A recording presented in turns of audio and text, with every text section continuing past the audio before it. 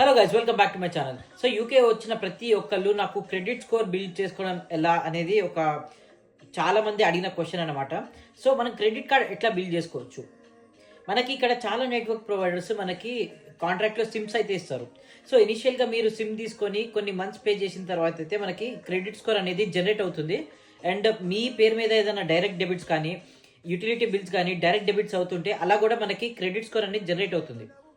So ఒకవేళ credit score improve కావాలంటే మనకి ఎక్స్పీరియన్, ఈక్విఫాక్స్, ట్రాన్స్ యూనియన్ అని 3 సోర్సెస్ ఉన్నాయి. సో మేజర్గా ఇక్కడ కన్సిడర్ చేసేది ఎక్స్పీరియన్, దాని తర్వాత ట్రాన్స్ యూనియన్ స్కోర్ అనేది ఇంపార్టెంట్. సో మీకు ఎక్స్పీరియన్ యాప్ డౌన్లోడ్ చేసుకుంటే మీకు ఇనిషియల్గా ఫ్రీ ట్రయల్ అనేది వస్తుంది.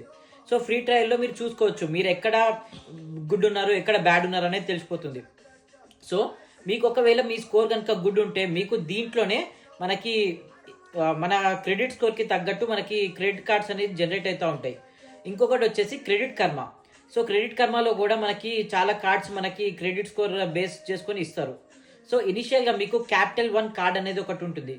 సో క్యాపిటల్ 1 కార్డ్ అనేది కొద్దిగా ఈజీగా వస్తుంది. దాని త్రూ మీరు ఒకవేళ మీ పేమెంట్స్ కనుక ఆన్ టైం ఉండి పర్చేసెస్ అన్ని టైమ్లీ పేమెంట్స్ ఉంటే కనుక మీకు క్రెడిట్ స్కోర్ అనేది ఇంప్రూవ్ అవుతుంది. అండ్ దాంతోపాటు మీ క్రెడిట్ హిస్టరీ అనేది బిల్డ్ అవుతుంది. సో దాంతో మీకు హయ్యర్ ఇన్కమ్ వచ్చే అవకాశాలు ఉన్నాయి. సో ఇలాంటి ఇన్ఫర్మేషన్ కోసం నా ఛానల్ని అయితే సబ్స్క్రైబ్ చేసుకోండి. మీకు ఏమైనా డౌట్స్ ఉంటే నాకు ఇన్స్టాగ్రామ్లో పింగ్ చేయండి. లాస్ట్ వాండరర్ అనే హ్యాండిల్తో ఉంటుంది. మళ్ళీ కలుస్తా. జై హింద్.